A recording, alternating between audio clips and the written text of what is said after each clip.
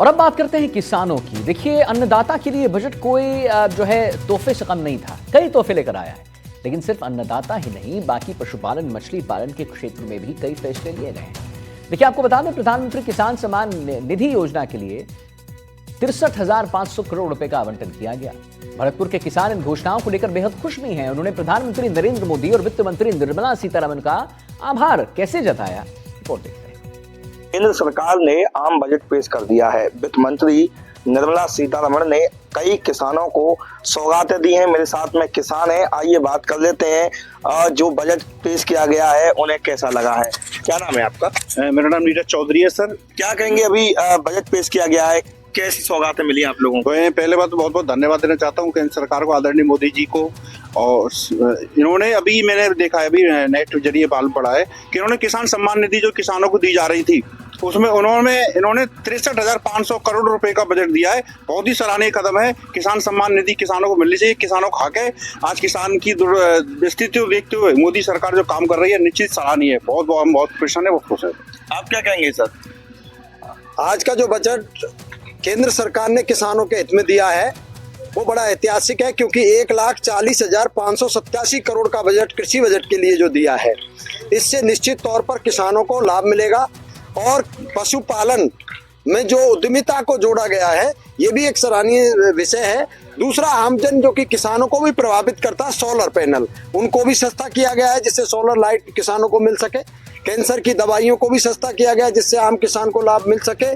साथ ही इसमें जितनी भी बैटरियां और ईवी इलेक्ट्रिकल जो वाहन है उनको भी सस्ता होने की खबर हमने आज सुनी है, जो कि हर्ष का विषय है, जिससे आम जन को लाभ होगा। बहुत बहुत धन्यवाद। कुंवर सिंह ततामा। क्या नाम है भाजी आपका? मेरा नाम यादराम। क्या कहेंगे, आप तो लंबे समय से खेती कार्य कर रहे हैं, कैसा लगा आपको बजट? हमें बहुत अच्छा लगा। आज का जो बजट पेश हुआ है वो सराहनीय काम है।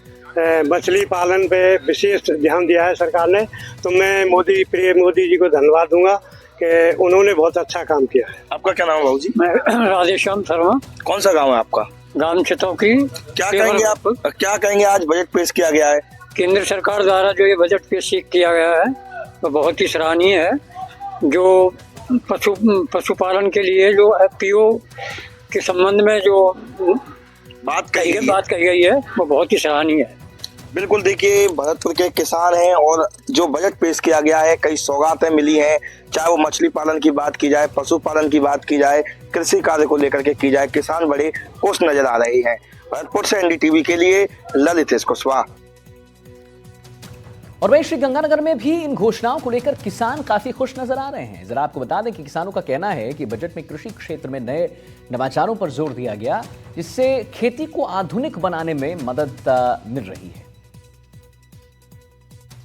केंद्र सरकार ने आज अपना बजट पेश कर दिया। इस बजट में कई घोषणाएं की गई। आगामी वर्ष के लिए नई नई योजनाओं को भी प्रस्तुत किया गया।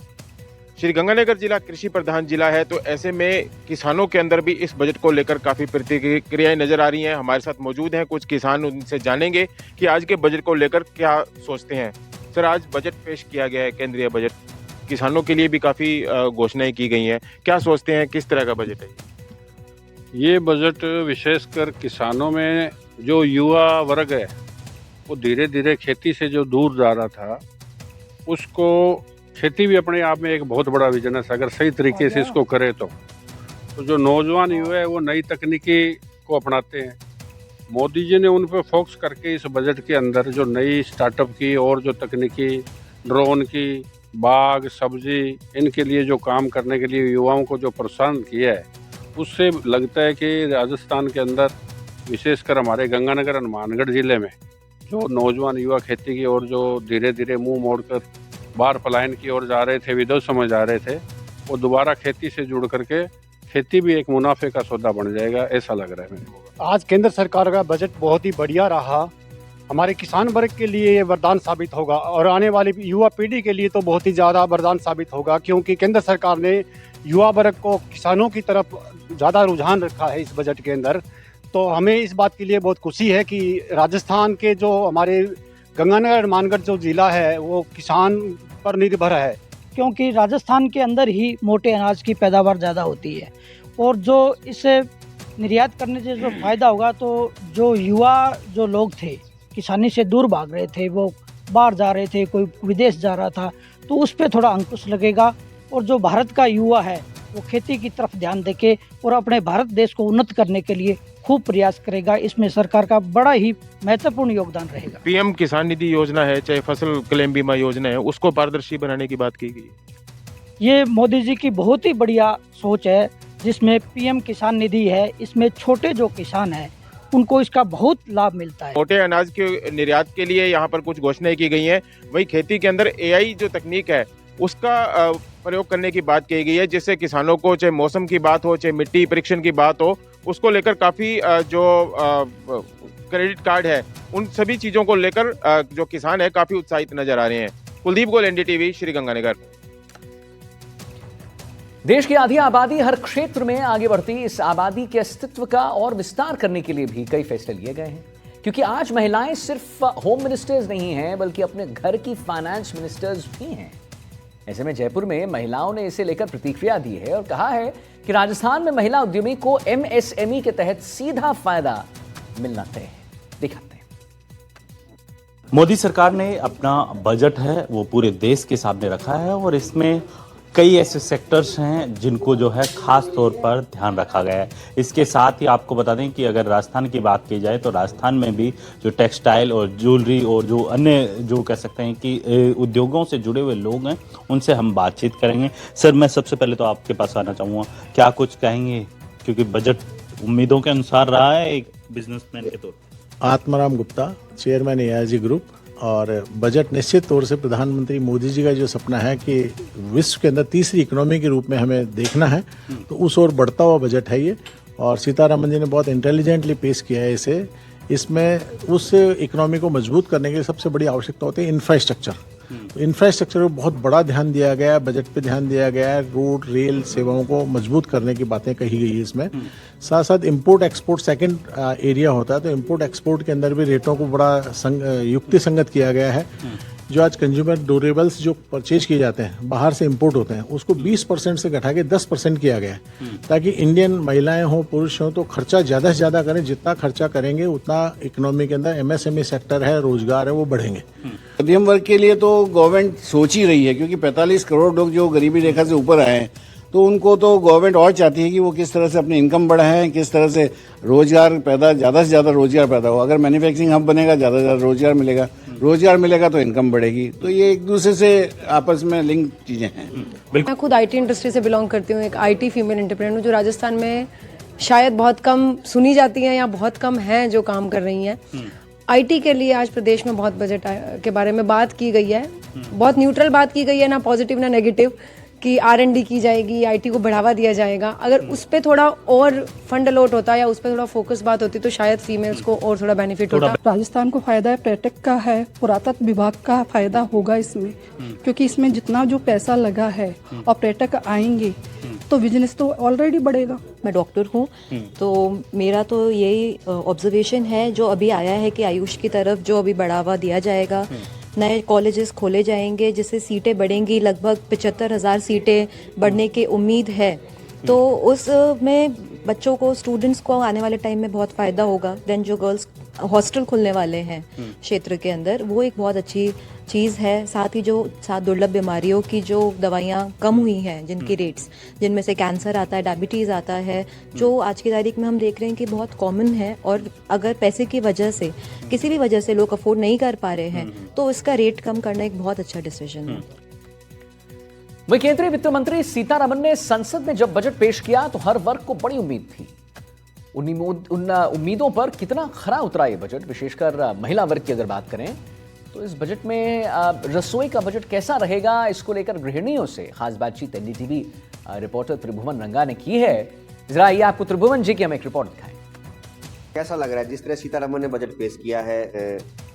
आप हमारे यशस्वी प्रधानमंत्री जी के नेतृत्व में निर्मला सीतारमन जी ने बहुत ही क्रांतिकारी बजट पेश किया है, और ये बजट इसमें चिकित्सा के क्षेत्र में बहुत ही अच्छा पेश हुआ है, क्योंकि 36 तरह की जो हमारे जीवन से संबंधित दवाइयां हैं उनको टैक्स फ्री कर दिया गया है, बहुत सी चीज़ें सस्ती कर दी गई है। 6500 तो आईआईटी के अंदर उन्होंने निकाला है। तो युवाओं के लिए, इंजीनियरिंग की युवाओं के लिए, सबके लिए बहुत ही अच्छा उन्होंने सोच के रोजगार के लिए अवसर मिलेंगे, तो ये बहुत अच्छा। रसोई का बजट कैसा रहेगा?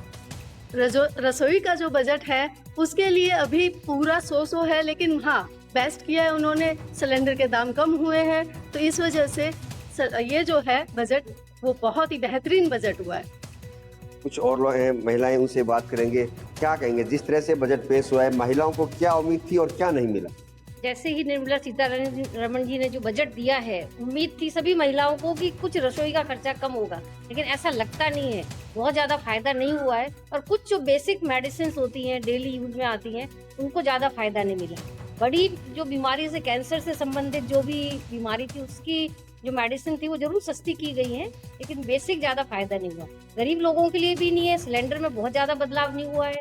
राज्य कर्मचारियों की स्लैब में कोई ज़्यादा परिवर्तन नहीं किया गया है। राज्य कर्मचारी सोच रहे थे कि इस बार कुछ बड़ा अंतर हमें मिलेगा, स्लैब में इनकम टैक्स की छूट मिलेगी, लेकिन ऐसा कोई विशेष फायदा देखने में नहीं आया। उन्होंने संतुलित रखने की कोशिश की है बजट को, लेकिन ऐसा लग कम रहा है। कोशिश है कि आगे शायद कुछ चेंज हो। कुछ चेंज हो। आप क्या युवा को लिए, जो युवा युवतियां हैं, उनके लिए गर्ल्स हॉस्टल पूरे जिले में खोले जाएंगे, क्या कहेंगे इसको लेकर आप? कुछ और लोग हैं, उनसे बात करेंगे।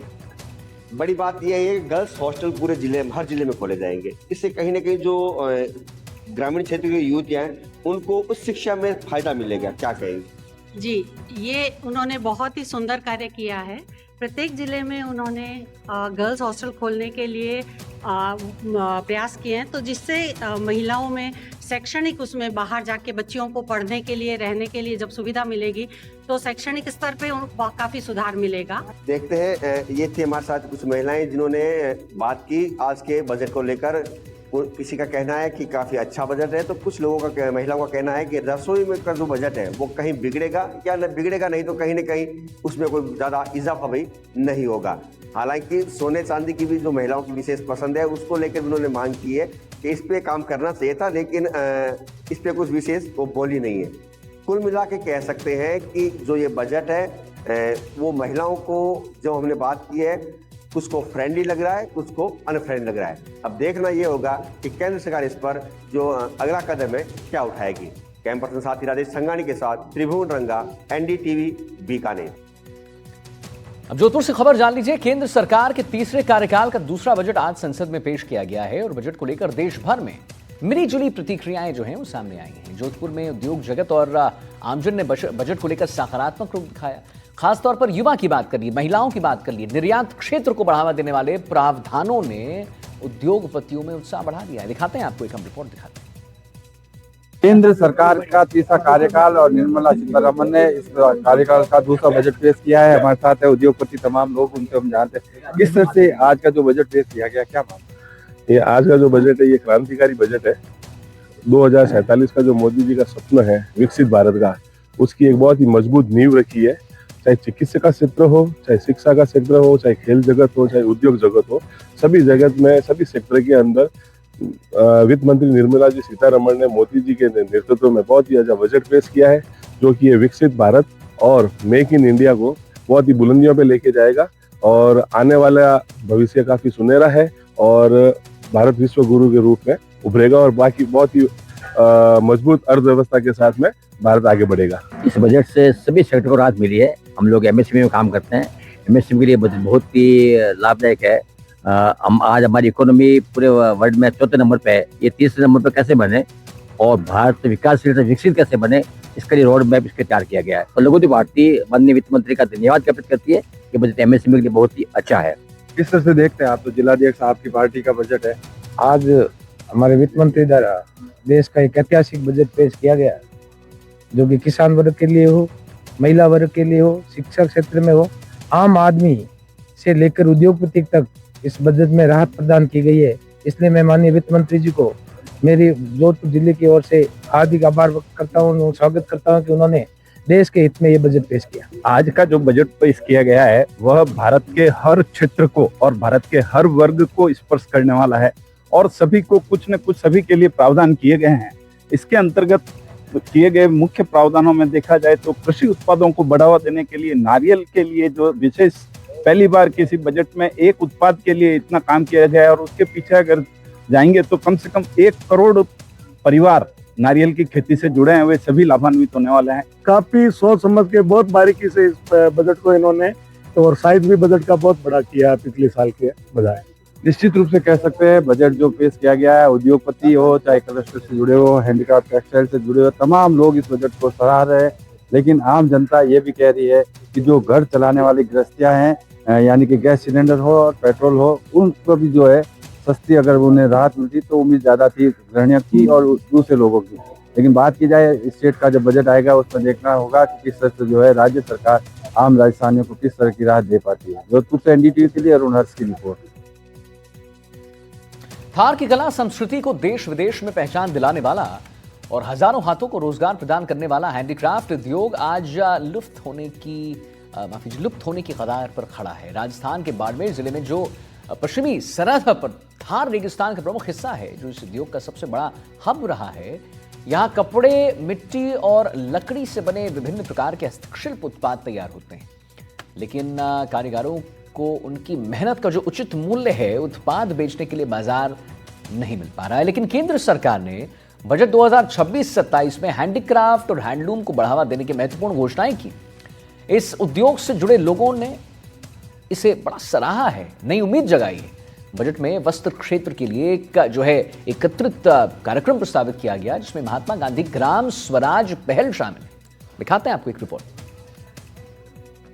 योजना बनती है जब वो टेल तक कैसे पहुंचे, और जो सरकार जो क्योंकि दिल्ली में बनी योजना उसका इम्प्लीमेंटेशन बाड़मेर और इस तरीके के सुदूर इलाकों में उसमें सबसे क्या मानते हैं उसमें लापरवाही किसकी? प्रशासन। वो पूरी योजना बजट से बजट तक आती है। जैसे आज बजट में घोषणा हुई तो 8 महीने बाद बाड़मेर में पहुंचेगी, फिर उनके पास टाइम रहता है 4 महीने का, 3 महीने का।